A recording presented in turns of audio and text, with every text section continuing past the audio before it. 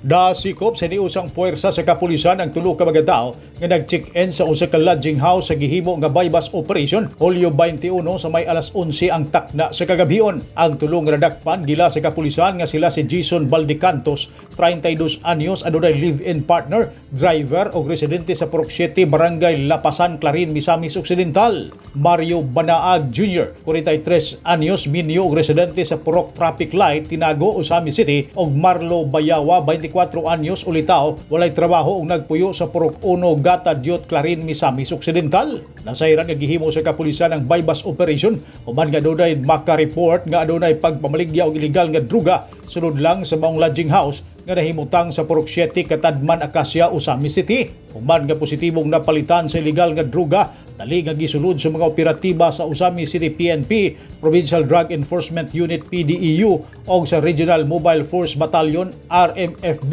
ang giabangan nga lawak sa mga suspetsado. Target sa kapulisan sa maong operasyon si Jason Baldecantos, samtang gituuhan sa kapulisan nga ang laing duha nga nadakpan mga parokyano sa maong namaligya og druga. Nakuha sa posisyon sa mga suspect ang mga drug paraphernalia, tulo ka dagkong pakiti sa gituhang shabu nga dunay street value nga 34,000 ka pesos. Laing tulo usab ka gagmayng sachet sa illegal nga druga ang nakuha gikan sa target person sa kapulisan.